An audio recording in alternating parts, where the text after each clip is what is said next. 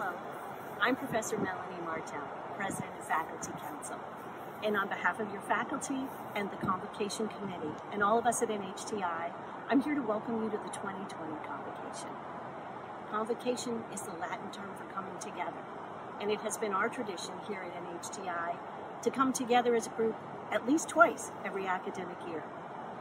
You might think of graduation, where we come together at the end of the academic year to recognize your achievements and wish you well on your next step. But Convocation is the way we come together at the beginning of the academic year to start together on our journey as a community. But coming together is a very powerful term these days. And can we come together, or should we be coming together? And my answer to you is an emphatic yes. Here at NHTI, we are not just coexisting, we are collaborating. And every single one of us is working together with one sole focus in mind. We're working together to help you achieve your academic goals. From the President's Office to the bursars, to the financial aid, the registrar, the Academic Center for Excellence, the Learning Commons, information technology, buildings and grounds, and safety, every single area is working together to reach out, communicate with you, and to support you in new and innovative ways. As your faculty develop curriculum that is accessible, rich, and engaging, we're hoping to help you reach your goals and have a successful year. So today you'll hear from three people. First, our president, Dr. Gretchen Mullin-Sawicki, and she'll be followed by Aidan Hastings, your student senate president. And finally, you'll be engaged and inspired and given fuel and food for thought by our keynote speaker, Deo Mwano. So let me be the first to wish you an excellent convocation and a successful, healthy, and productive academic year. Hello everyone, I am Gretchen Mullin-Sawicki, the President of NHTI Concord Community College, and I'm welcoming you to our first ever virtual convocation. This ceremony marks a special place in your academic careers because it is truly the first official beginning of your education at NHTI. Convocation at NHTI is about welcoming you into the college and your academic programs. Convocation is about inspiration, connection, and new beginnings. As you start your education at NHTI, we want to make sure you know how much we care about you and your success. It is our goal to support your learning, your engagement in the NHTI community, and your educational needs. Convocation is the first of two bookends. It is opening the book, while graduation is closing the book or beginning a new chapter in your education. Today should be a day that you keenly remember, as is your introduction to your path at becoming nurses or dental hygienists, architects, engineers, teachers, business leaders or owners, or even counselors. Today marks a beginning, and beginnings are always full of excitement, fear, thrill, and nervous energy. So enjoy the full plate of emotions today, and know that we are just as excited, thrilled, and anxious for you and your success here at NHTI. Enjoy the emotion of convocation and know that you absolutely belong here. We are here for you. Today, we thought it only appropriate, in light of the social unrest and with our lives being impacted by COVID-19, that the reflection of this convocation be about diversity, equity, and inclusion, which is the fourth pillar of NHTI's 5-year strategic plan. Deo Mwano will be keynoting our convocation with the theme, "We are all human," where he will guide us to look internally through self-reflection, but also with action to confront our bias and to see that we are all human beings. Today, we will also acknowledge students and faculty in 6 academic programs: Arts, Humanities, Communications and Design, Business Programs, Health Sciences and Services, Hospitality and Culinary, Social, Educational and Behavioral Sciences, Science, Technology, Engineering and Math, and of course our non-matriculated students who are still determining which educational paths that they will embark on. Congratulations, students, faculty, staff, and administration, to today's new beginning, and welcome to the Fall 2020 Convocation ceremony. Hello everyone, and thank you for having me. My name is Aidan Hastings. I'm a second-year student in the Architectural Engineering program, and I'm currently serving as your Student Senate President. I'd like to share with you all today, especially the freshman students, a few words and a bit of advice based on my experience last year as a freshman. When I arrived on campus last fall, I was very much an introvert. I still am today, but it's much less so. Despite being shy though, when I had opportunities to get involved on campus, I took them. I ran cross-country, joined my hall council, joined the Student Senate, and partook in several extracurriculars all throughout the year.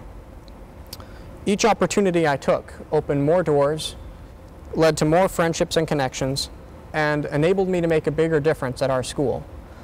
Looking back upon last year, I met so many awesome people, students and faculty alike, and I could fill a resume with all of the awesome stuff I did. I know if I hadn't taken the time to get out of my comfort zone and get involved, I would have missed out on a truly lavish first year of college, and I know I wouldn't be who I am or where I am today. My advice to you all would be, really go ham trying to get involved this year. Your experience here is what you make it, and NHTI is really a phenomenal school with so much to offer. In addition to the education aspect, we've got more clubs, organizations, and sports than you could shake a stick at. And I know this year is not going to be exactly like the last, especially due to the coronavirus. However, the entire faculty, including the Student Life Department, is dedicated towards making the best out of this situation. I urge you all to really try your best to get engaged this year, whether on campus activities or with online activities. You can still be involved and engaged, and the benefits of doing so will very much be worth it. I also have the privilege and the pleasure today to introduce to you our guest speaker, Mr. Deo Mwano. Mr. Mwano is a man of many talents. As the head honcho of his own consultancy firm, he travels about performing, giving speeches, and hosting programs and workshops to help promote education, technology, community, business, and individual growth and development.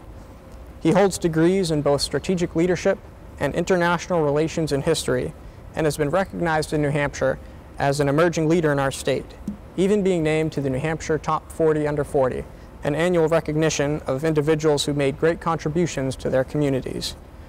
Also, off the record, Mr. Mwano also does some pretty slick dancing. I'm not sure if this is on our itinerary today. If not, I'd recommend you look it up. But either way, I'm sure you're all in for a terrific treat today.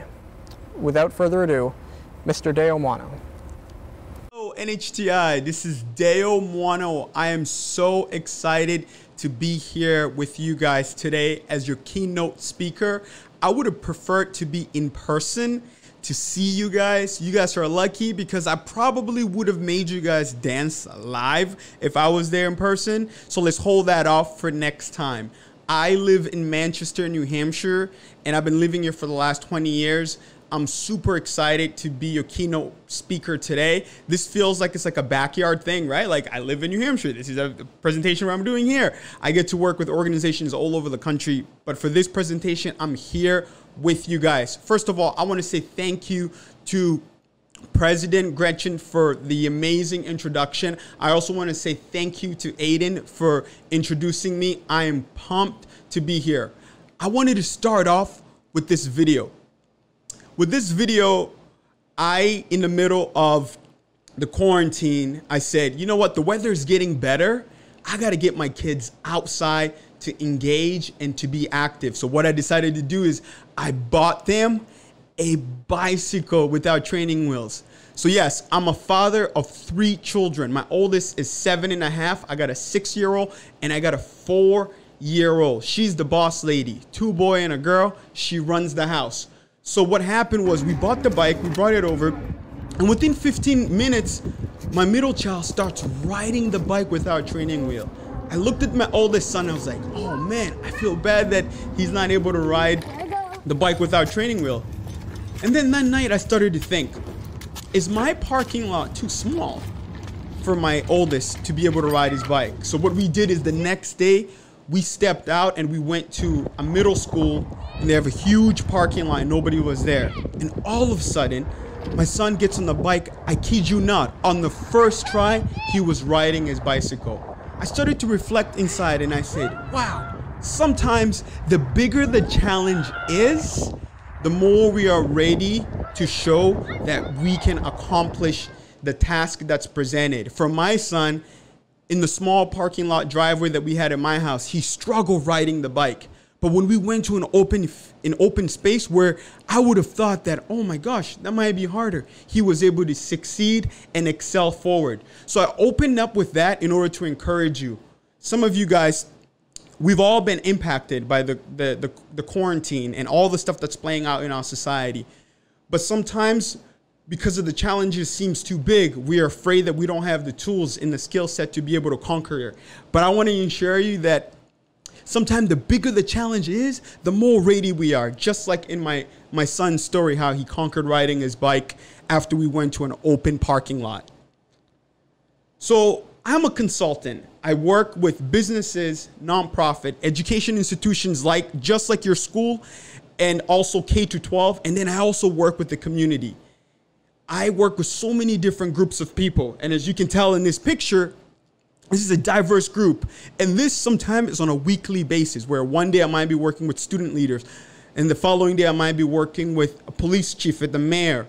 I might be working with teachers. I might be working with nonprofits. So my work, it's so different. But the thing that I always say, the secret sauce of my work is helping organizations and individuals maximize their impact and how they engage and learn from one another. That's my secret sauce. That is where I start.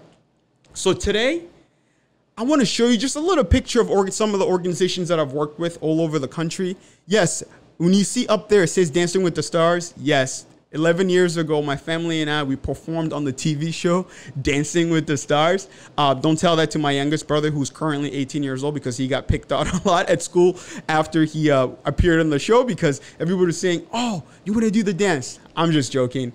He loved it. But anyways, I get to work with so many different organizations all over the country and all over the world. And I'm here with you today as your keynote presenter. I want to make sure that my presentation touches you where you are and it inspires you. The topic for our presentation today is We Are All Human, Persevere to Excel. We Are All Human is a discussion that I started 4 years ago in the middle of the 2016 election, where everybody was so divisive and were arguing towards one another, very similar to what's happening today. But the picture that you see up is just a setting of what the environment looked like during some of the discussion. And throughout that process, as a true millennial, I knew that I had a diverse group of friends, but they were reaching out to me, asking me very intimate questions around what was playing out throughout the country. And as I started to reflect on it, I realized I might be the only person that my friends get to reach out and have this conversation. What if I created a space where everybody can come together and engage in this conversation? So what I did as a true millennium, I went on Facebook and posted something and said, hey guys, I'm thinking about hosting this event where we bring people together and we talk about what divides us in order to better learn from each other.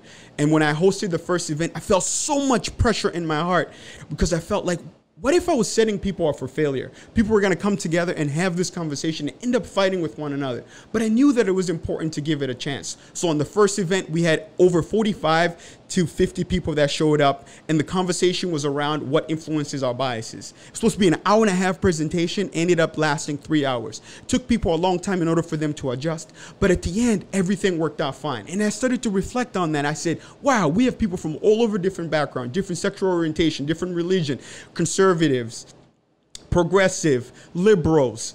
We had black, white, Hispanic, Asian. We had some Middle Eastern, people from all over, and they came together and they had this intimate conversation. So today for my presentation, half of my focus will be on we are all human. What is your intention and how you can bring your positive intention and how you see others come to life. And then the second part is persevere to excel. How do you persevere through the challenges that you face in life in order for you to excel forward? So We Are All Human is about How do we connect to others and create the space to think globally beyond our own perspectives? Because a lot of times we tend to protect our point of view and how we see the world, but then we also forget that some of those same perspectives are actually what creates that division where we are super protective on pushing everybody out. And then persevere to excel is about life is not always about flower, right? Meaning that it's not always all positive and positive. We all face challenges throughout the course of, and those challenges, they get thrown to us that we might not have any control of them. How do we deal with them? And what's the inner driver that we have that's going to keep us moving forward? So we are all trying to survive, and we want the best for ourselves, for our family members, our friends, and those who we love. But how we show up is influenced by what matters to us. What matters to us is where we put our intention. And our intention only comes to life is when everybody can see it and then they can measure it by what we do. So for our first presentation, first part, I want to focus on how do you bring your positive intention to life to make an impact? Some of us, we would say, hey, this is how I feel inside my heart. Think of the last time when you argue with someone and you said, hey, this is what I intended. This is what I wanted to. So what happens was your intention and your action did not match. And the person that was in the receiving end did not know where your heart was. And that's why you say, oh, this is what I meant. Our intention equals our being. Our being is the nature or essence of a person. So who you are as a person, what drives you, what influences you, that's your being. And the being is influenced by what we do. So how you show up, your favorite stuff, who you engage with, who you're friends with, all of that is driven by your inner being. And the impact of our being is only measured by what we do externally and how people are able to gravitate towards it and grab onto it and say, so-and-so is this because of what he does or because of what he says. So it's really important. In this presentation, we're going to focus on your positive intention and of how you see others in order for allowing it to permeate and come out. Because at school, you're part of a community and your school is such a diverse school. But you have an opportunity to allow your positive intention to come out and make a positive impact in the surrounding and the environment that you're in. So first, I want to start off with a little bit of story of who I am and where I came from. I know when you're looking at that picture, you're like, wow, his style is cool. Look at that nice panda shirt. Just by the way, if you copy this outfit, I want you to take a picture and tag me on Instagram, Deo Mwano, because you got to give me credit, all right? I myself grew up in the Democratic Republic of Congo, located in the heart of Africa. And most people, when they think of Africa, you probably assume that there's probably a naked kid running around with giraffe and lion and elephant. But I want to tell you that was not my experience. I grew up in a middle-class family in the Congo. And as you can tell in this picture, we had everything that we wanted. My father worked really hard. He worked for the government at the time. And my mother was a homemaker. She took care of my brothers and I. So in the picture in the middle, that's my mother and my two brothers at the time. This was my experience until in 1997, a huge civil war broke out. And during that civil war, so many atrocities happened. So when you live in a country where it's not a democracy, usually what happens is if there's a new government that's trying to take over power, they fight throughout the outskirts until they get into a central place, and then they oust the president out, then they become in power. And this is exactly what was happening in the Democratic Republic of Congo at the time. My father worked for the government, and the president at the time ruled for 32 years, and he was selfish. He did not want to leave power. So what ended up happening, a huge rebellion group broke out. And during this time, so many people died. But I lived in the capital. So the capital is usually the last place where a rebel group would come in and take over power. My mother looked at my father and said, hey, it's time for us to leave. You've worked so hard, but everything that you've done has come to an end. We have to leave the country. My father was stubborn. He said, I don't want to leave this country. I've dedicated my whole entire life to this country. So we stayed and the new government came. Nothing happened to my family. We were not hurt. Nothing bad happened to us. And then all of a sudden, the new government asked all the ex-government officials that were still in the capital to come back and help rebuild the country. And my father said, yes, this is my opportunity to come back and rebuild this country. Mind you, he did not know that this was a trick. This was the new government's way of saying, hey, come, and then we'll have you in our eyesight. And if anything happens where we feel threatened by you, we will kill you. And this is exactly what happened to my father. My father ended up getting assassinated in 1998. And after his assassination, my family and I, we lost everything. And when my father was alive, he helped so many people. He was the example of taking positive intention and making it come to life. We lived in one of the poorest neighborhood in the capital. His workers lived in the bigger houses, drove better cars. Why? Because my father wanted to live a simple life. And this is some of the stuff that he would do. He would buy food and feed the neighborhood. Most of the time, people didn't even know that it was him. So when the new government came, nothing happened to him. He wasn't killed. He started working with the new government. Nobody in our community ever said anything bad about my father. And then all of a sudden, after my father was assassinated, we lost everything.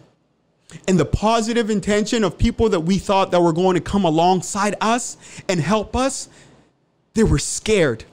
The reason why they were scared is because during that time, the government was killing everybody. So they were afraid that if my family got killed, that they would come and kill them too. So my father's side of family told my mother, hey, give us the children and go restart your life. And my mother said, no way, I'm not going to give up my children. And my father's side of family washed their hands because they were afraid. So they took their positive intention around being family members, always being there when my father was around. And they thought at the time, in their dire need, they thought that, hey, let's give this lady an alternative. Give us the children and go restart your life. The reason they did that was because they were trying to protect themselves.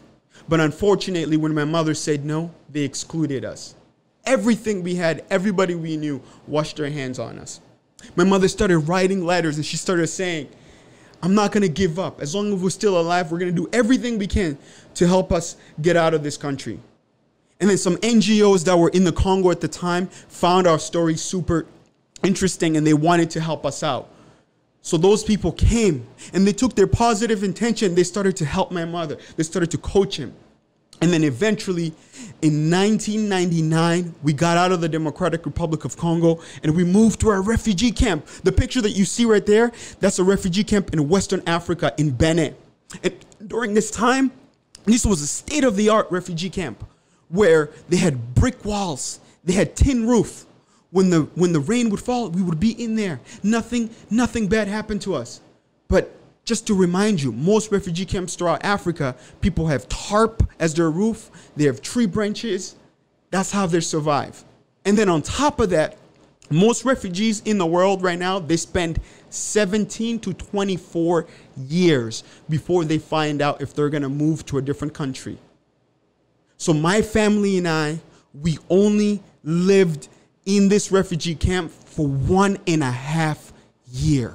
And then we ended up moving to the coldest place on earth, Manchester, New Hampshire, in February. Mind you, I came from the equator, the heart of Africa, to Manchester, New Hampshire, the coldest place on earth, in February.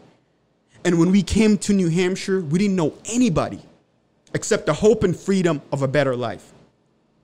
So when I was telling you earlier about we are all human, taking your positive intention and bringing it to life, my mother had nothing at all. Her husband was assassinated, and she didn't know that if my family was going to get assassinated too. But it was her positive intention that she had in her heart is what gave her courage and strength and allow her to be creative and never give up. And the people that came alongside us learned about our story, and they took their positive intention and activated and helped us move to a refugee camp. And then we moved to Manchester, New Hampshire. When we moved to Manchester, New Hampshire, we had no friends, nobody, no food, except the hope and freedom. A local church that we ended up starting to go to, they found out that this family from the Congo moved. Their skin color was not the same as ours. The language they spoke wasn't the same. But all they knew was, this lady has 4 children. We're going to do whatever we can in order to support her. So some of the pictures that you're seeing, those were some of the pictures the first couple of years when we first moved to America. This family took us in. birthdays, holidays. They took us in. This was the Charbonneau and the Bissonnette family. They took their positive intention and they activated it because they believed that we were human just like they were. And for us, a family that had nothing, we were starting from zero, and made such a critical part in our life when we first moved to America. They helped my mother learn how to drive. They even went as far as co-signing her in her first car. Some of you guys will never, ever co-sign even your family member because you put your credit on the line. But co-signing a car for a random African lady, that's unbelievable. That's what it's all about when you activate your positive intention, when you view others as humans. So I didn't even want to put this slide up. I was contemplating throughout my presentation, and I said, do I really want to put this up? The reason why is we all know that the racial tension in this country has been boiling up since spring. And the reality is the experiences of African American in this country has been very, very negative. Even on its foundation, how African Americans came to this country in the 1600s as slaves. They were viewed less than humans. And their experience continued to be worse and worse. They fought for their freedom, and they fought so hard to have the same equality. It took from the 1600s until the late 1800s during the Civil War, when the Emancipation Proclamation was made by Abraham Lincoln, that black people needed to be freed, that they were no longer slaves. And after the Civil War, you would think that everything changed and it got better for African Americans. No, it did not. You have to wait again until 1960s during the civil rights movement with Martin Luther King and other founding fathers of the African American movement that led the freedom of blacks being able to vote and blacks having equality and fighting for desegregating schools and communities. But today, some of those same systematics that were put in place that prevented blacks from moving forward continue to be infused in our society. And blacks are the ones that are living in some of the poorest neighborhoods throughout the country. And most of you, when I put this, it changes the narrative a little bit. At first, you were like, oh, I'm following along with this guy's story. He came from Africa. He went through crazy stuff. But moving to America, I'm affiliated. I'm the same as them, regardless of what my background is. Because for some people, they're just going to look at my skin color and they're going to follow the negative narrative of how black people are perceived. So the racial tension that's playing out in this country today, many black people resonate with them. And I put up this photo because it's the murder of these 3 individuals is what has allowed all the uprising happening and people asking for change and positive impact. So I'm asking you, how do you see others that are different from you? Is it impacted by false narrative? Is it impacted by negative narrative? Do you have cross-cultural experiences and relationships? How do you interact with those who are around you within your campus at NHTI that are different from you? Do you create a space to learn from them? Do you create a space to confront your own negative perspective that you might have on them that's not based on any reality? That's the only way we can treat one another and see one another as human, is by creating a space that allows us to be able to confront ourselves so we can move forward.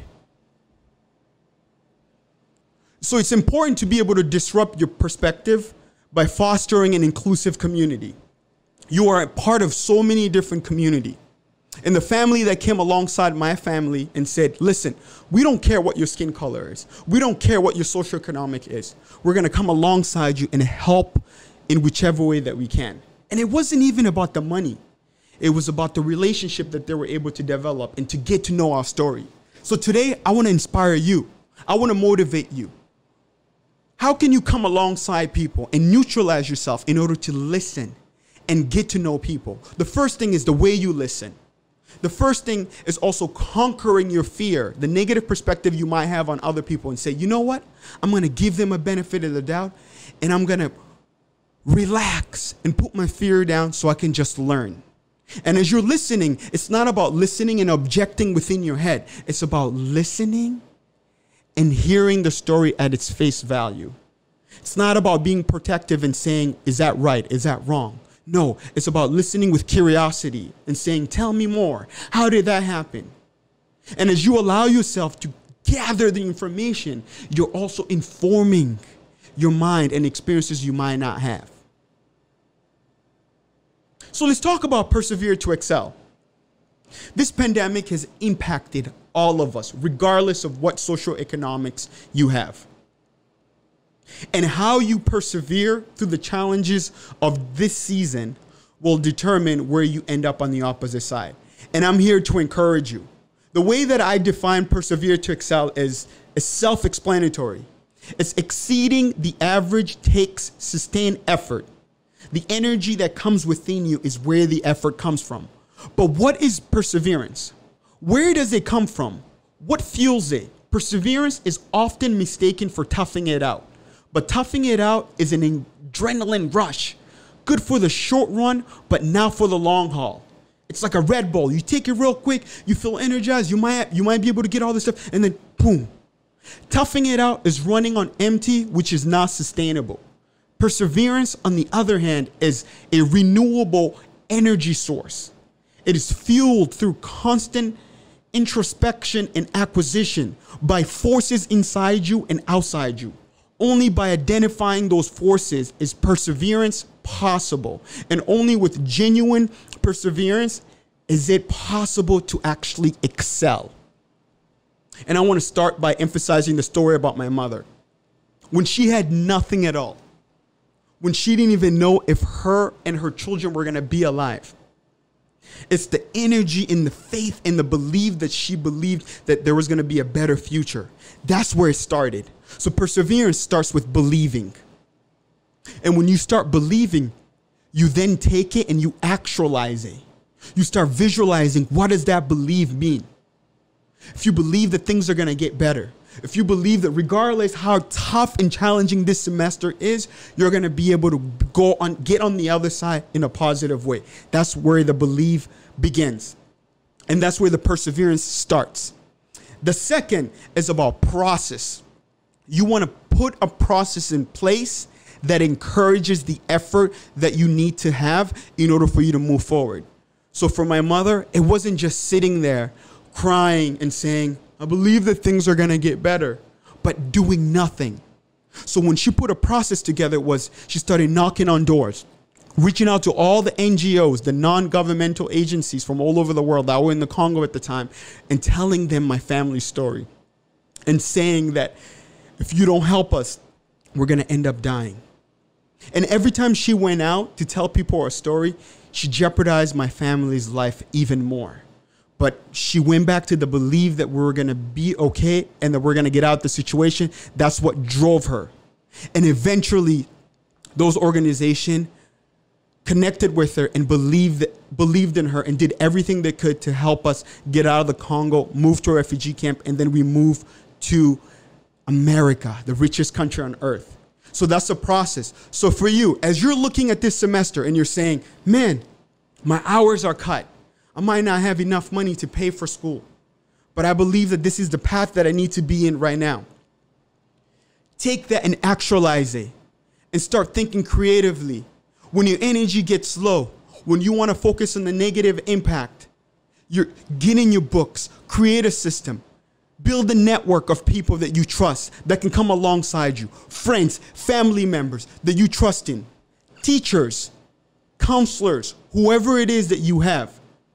But it's going to start from you taking that effort and that action first in order to activate the perseverance and the effort that lives within you so you can move forward. And every milestones that you make, so for my mother, the milestone that we had was the fact that we were still alive, that we had food to eat that day. So for you, that milestone might be logging in on Canvas or whatever learning management system you guys use. If it's Canvas or Blackboard, logging in, participating in discussion board, participating in groups, participating in different social clubs within the schools, submitting your work, attending the test, submitting your projects. Every single one of those actions are part of your milestones. You notice that I'm not talking about results. For a lot of us, in order for us to persevere, we want to see instant result. But sometimes when we're in the process phase, we're not going to be able to see the result.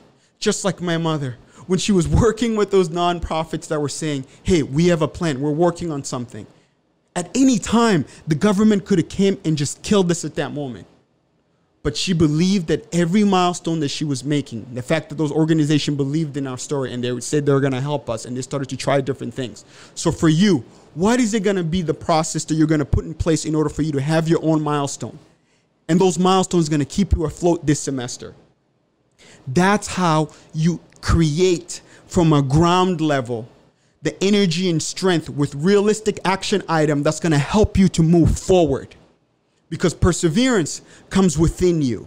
It's the energy that lives within you. That's what's going to help you move forward. So I want to encourage you. What is it for you? Take this time and really reflect real quick. What's going to keep you afloat during this semester when things get tough, when things get challenging? Who do you know that you want to reach out to that's going to be your accountability partners, that's going to be your supporters, people that you can call that will just listen to you and encourage you and pump you up so you can continue in the journey? How can you design alliances with your teachers and your professors to let them know that you are serious about this journey and you want to succeed and you want to move forward? Because believing is where it starts first. The process is where the action lives. And the consistency is what's going to allow you to continue to move forward. So I want to tell you this quick story.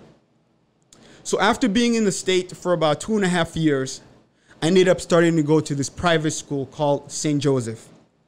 For my mother, she knew that education was the only path that we had in order for us to succeed because she did not have a lot of money.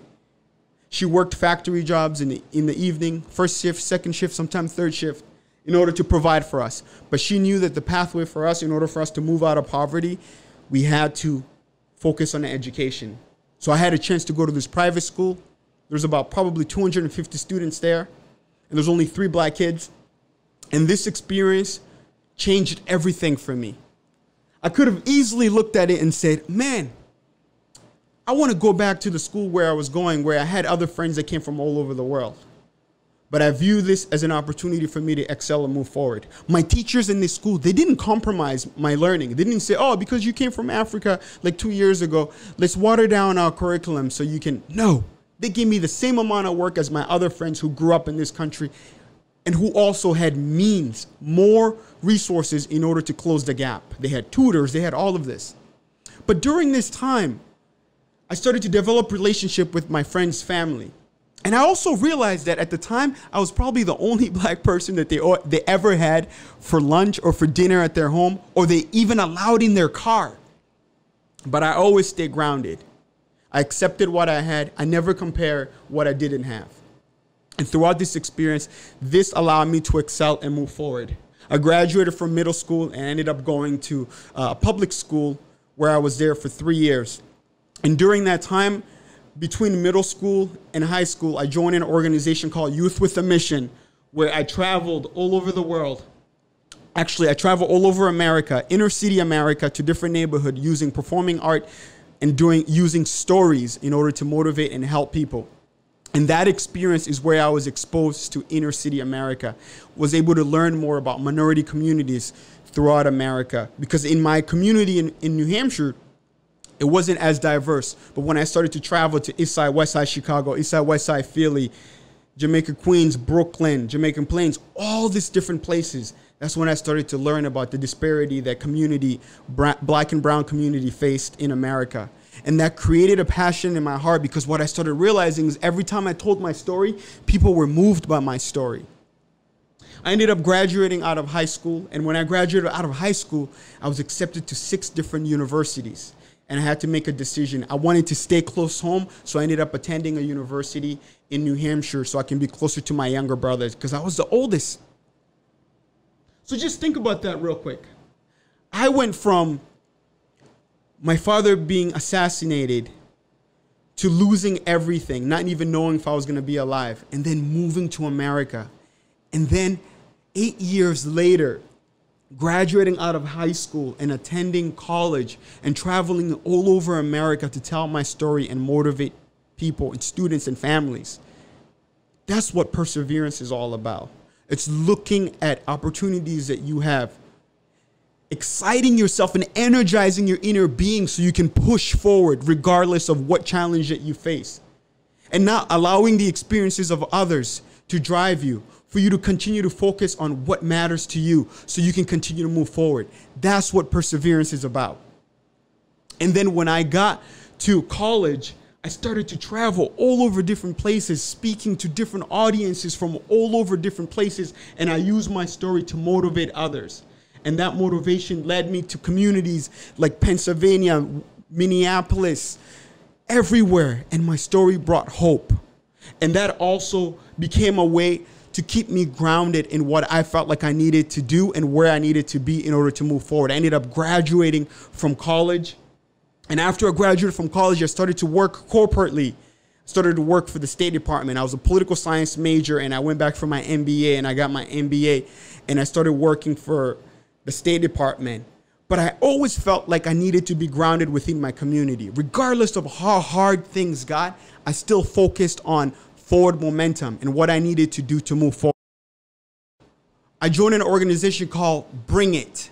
Bring It was about bringing in students from the community from 4th grade and 12th grade. There is where I found my grounding, because I started to meet other refugees and immigrant youth that moved to Manchester. And I pictured myself from where I was 11 to 12 years ago. I decided that regardless of what was happening, I would still be plugged in with my community so I can help support the youth and the families in whichever way I could. And at Bring It, the students were the ones that were keeping me informed on some of the challenges our community was facing, but also some of the success. I saw myself in the students. I was involved with the dance program. We would run dance from 4th grade all the way up to 12th grade from all the different schools. We would turn the cafeteria into a dance studio every Tuesday and every Wednesday. Those are the stuff that kept me grounded, because it was about what can I offer back to my community. That's what perseverance is about. As you persevere, you're also looking at what are opportunities for you to make an impact. And that impact is not about you, it's about how others benefit from it. And that's another picture of my Bring It family. I've met so many different amazing students. And the crazy part is some of the students that I worked with since they were little kids, since they were in elementary school, now they've graduated of college. Some of them have kids, some of them gotten married. It's been an amazing thing. So I want to throw it back to you. As you hear my story about we are all human and persevere to excel, I want to throw it back to you. The key here is about engagement. Engaging and activating and being involved, and then relationship. Relationship building has always been my motto. And as you think about this season, as you think about this semester, where things are within the world around us, what's impacting you and what's happening, it's really important to think about what is it going to take to move you forward? What is it going to take to keep you grounded? It's important to be able to activate your inner being and to be involved. Sometimes you might find that when you take yourself out of the picture and you focus on what are the things that can you do based on your skill set and your talent in order to contribute within the community you're in, it gives you a greater purpose. It allows you to be able to move forward without worrying about the negative impact that's impacting you. So for me, when I got out of college and I started to work corporately, my financial stuff was a little bit different because now I had a little bit of momentum. I had stability. But I also realized if I'm going to continue to move forward, I got to be involved. So part of that involvement is also responsibility. What is your responsibility? When you see issues that are impacting others and you have a voice and you have that gut feeling that where you feel like you know that it's negative, it's important to speak out. And as you speak out, sometimes you expose yourself. So I want to tell you quick story about this picture. So on the top left, this was probably 3 years ago. I attended a conference, and part of that conference, it was about how to workforce in New Hampshire can diversify in order to bring in talent from diverse background. And then an article was written in the New York Times that talked about It had a very controversial title that said New Hampshire is 94% white. What are you going to do about it? And then people decided to react to it. There was a lot of backlash. Even Tucker Carlson from Fox ended up doing a thing on it. But the picture that you see, I was not even quoted in the article, just a picture of mine. And I started to get this hate mail. I started to get different people writing on my wife's Facebook page, cussing her out, posting negative stuff on my children's photo. That's what happens when you step out. To me, when you believe in something, when you believe that everybody are human, we are all human, you have to be able to activate and you have to be able to have action that represents that. Another photo you see on the right is about the federal government decided that they wanted to give each state the power to decide if they're going to be a welcoming state regarding refugees. So New Hampshire decided that they're going to be a welcoming state, but they gave the power to the town and the city. And I went in front of the aldermen in my city to talk about it.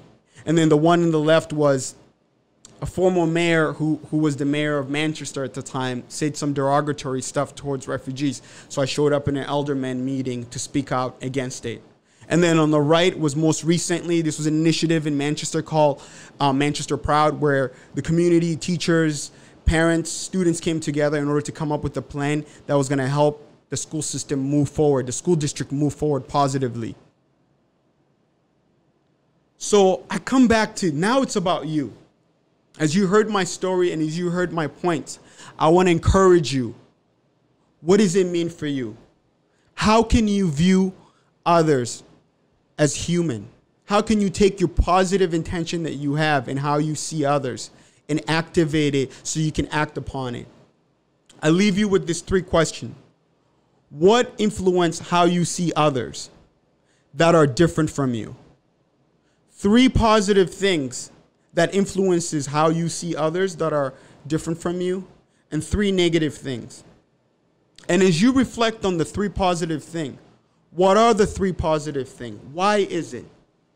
And as you reflect on the negative thing, why is the negative things there? Why is it there? And as you reflect on that, think about what responsibility that you have in order to treat others fairly, in order to treat others as human. A lot of times we are afraid that when we meet people where they are and we neutralize ourselves, then we lose our power. We're setting ourselves up to be hurt. But it's not about that. If it was the other way around, you would want people to meet you where you are as well. And in terms of persevere to excel, I want to go back to this. How do you create that consistency? What are those reminders that you can put in place when things get tough, when things get hard, to remind you that you are on this journey and you can't give up? Do you have a notebook? Do you journal? Do you take notes on your cell phone? Do you have images and sound and music that you listen to that gives you energy? Those are the stuff that you're going to need to put in place in order to keep you moving. And my last remark is this. NHTI, you guys are a family. You guys are a community. Don't miss an opportunity to come and get to know one another. Don't allow the divisiveness pull you away from being authentic and allowing your positive intention that lives within you to not manifest.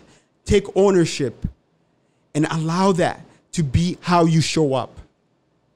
And for you personally, persevere to excel. Take ownership. Identify what those positive will drivers that are within you in order to make them visible. So when things get tough, you're going to hold on strong and you're going to continue to move forward. And the last thing is engage. Stay engaged. Don't allow anything to deter you from where you want to be and where you want to go. You have to be your own champion. We are all human. Persevere to excel. Go get it. And my last remark for you is I'm going to be running a workshop today.